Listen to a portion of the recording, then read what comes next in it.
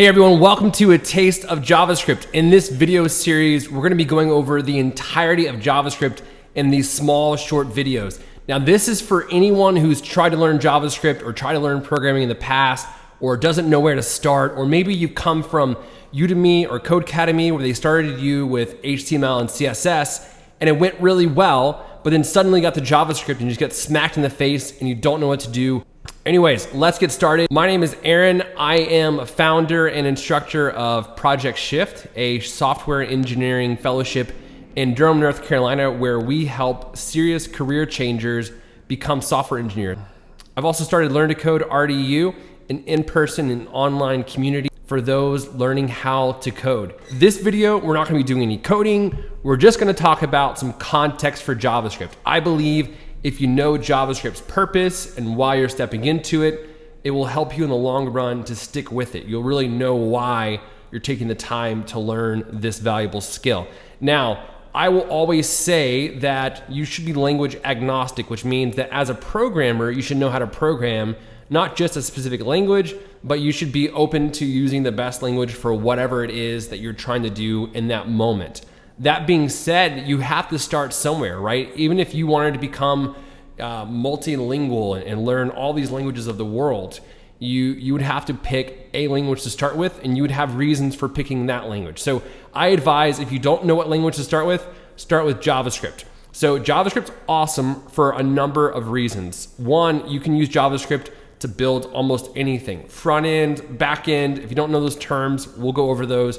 You can build an entire web application. So something like Facebook or Twitter or Instagram or Gmail, almost any application you use these days is a web application. When is the last time you went to Best Buy and actually bought some software that's come in a little box, the CD-ROM, and you put it in your computer?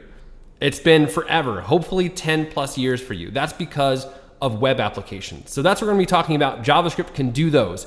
It can do those in the browser like Google Chrome or Firefox or Safari or, God forbid, Internet Explorer if you use that. Or it can be used to build the backend, right? The thing that actually communicates the data, the web server, databases, etc. So no need to worry about all of that, but JavaScript's awesome because you can build almost anything. Number two, why JavaScript is awesome. It is super employable, right? No matter what, if there is a company and they're on the internet, someone is being paid to write JavaScript because it is the language of the browser, right? It's the thing that actually enables the browser to do more complex actions than just showing you some text and some colors and some formatting, right? JavaScript is the backbone of the web. So no matter what, everyone has somebody who's being paid to write JavaScript. It may not be their full-time gig, but someone's doing that at any given company that is on the web, that has a web presence. So tech company or non-tech company, they're either using a service or they're doing it themselves. Number three, I think JavaScript is an amazing place to start because it really shows you two sides of the main two paradigms in programming. So object-oriented programming and functional programming. That's the main categories for programming languages. Either a language is set up to be object-oriented or it's set up to be functional.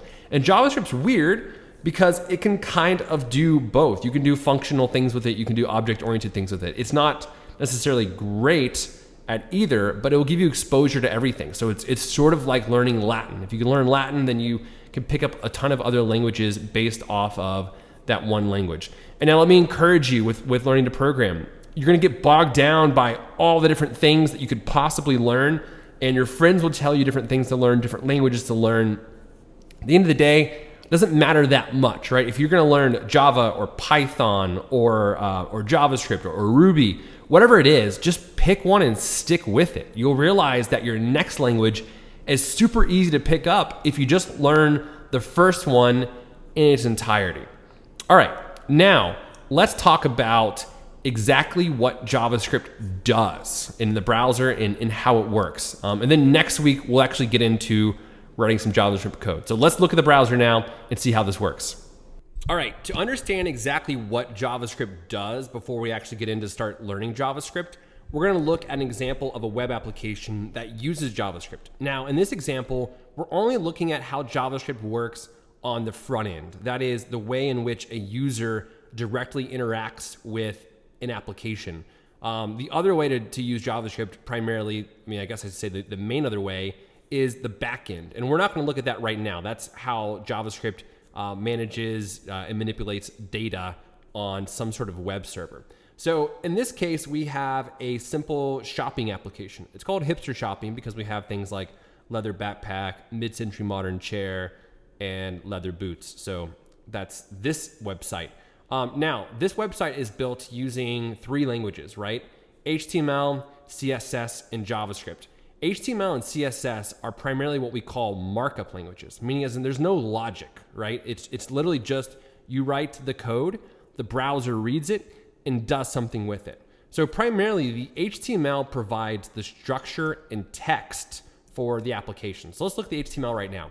Not that you need to know any of this, but we have one file that gives us all the information for this project, right? It's literally the structure and the text. So for example, if I come up here and change this to lame shopping,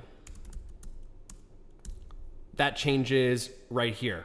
And I could find these different areas where our different text gets changed. So for example, this hipster shopping up here in the top left is inside of this link. See how my cursor changes? So this is just, by the way, the structure and text. It doesn't provide any of the colors or anything like that. What provides the colors and the formatting is CSS. So in fact, what I'm gonna do real quick is comment out any place that we've got CSS being added. And you're gonna see that it looks like this, pretty lame. And you've probably seen this before, like when Facebook loads up or some website loads up and for some reason the CSS file isn't able to load. You see all the same content, but it looks way different. So CSS adds a ton to the way a page looks. And we can target different parts of the page and define different colors, how things display, etc. But that's not what we're interested in today. What we're interested in today is the actual interactivity of a web page. So for example, when I click this button, now something happens, right? There's logic there. It's not just markdown that defines how something should look. It's logic that defines how something should behave. And that's what programming is. So when I click this button, there's something very specific that happens, right? It shows and hides the shopping cart based off of my clicks. And so to do that, I have to use JavaScript. Now, we're not going to go into all of this, obviously, right now, but right here I'm saying view cart button, add event listener, click, which means it's listening for clicks. And when I click it, it's going to show the different parts. And then as I add new things to my shopping cart, it's going to build it out. Now, this is actually taken from an exercise where we're together calculating the total. So this isn't finished yet, right? Because we're not calculating the total quite yet. So we'd have to figure out how to do that next part based off of the code that we have here. All that to say, this is JavaScript working in the browser to make our web application interactive. Now, how does JavaScript get run? Well, in the browser, it gets run with the JavaScript engine that lives in the browser. Depending on which browser you're using, depends on which JavaScript engine actually does the work. Now, they all pretty much more or less do the same thing. And in Google Chrome, that engine's called the V8 engine because that's what Google created. Now, if I open my Chrome developer tools, I go to this thing called console. And this is where this is the actual thing that executes our JavaScript. So if I say 1 + 1, I get 2 by console.log my name. It gives it back to me. So this is where we can actually write JavaScript right here in the browser. And this is what we're gonna be focusing on primarily in this series of Taste of JavaScript. Now, let me give you one more word of warning here. This is going to be the hardest part of your whole journey. I mean, learning your first programming language is the hardest part because you don't have a good instant feedback loop, right? You're just gonna have to grind it out and learn JavaScript, just trusting that at the end of this, you'll be able to build cool stuff, but you're just not there yet. Like even that little app that I just showed you that wasn't even finished, it's gonna be beyond what you're able to do until you learn JavaScript in its entirety. That's just the unfortunate piece. But I do think this is the longest hill you have to climb. And if you can get over this crux, then you'll be good to go. So stick with it. do your best. Don't look from the left to the right. Stick with JavaScript, one language. Just be faithful to it, understand it, work hard, and I promise you'll get there. Now, if you're looking for more guidance and help in this, we do offer a JavaScript program where you can learn JavaScript from us in its entirety, have real access to instructors so that when you get stuck, we can help you immediately and unstick you so that you can keep going. The link is in the description. Go ahead, check it out, register. All right, I'll see you back here for part 2.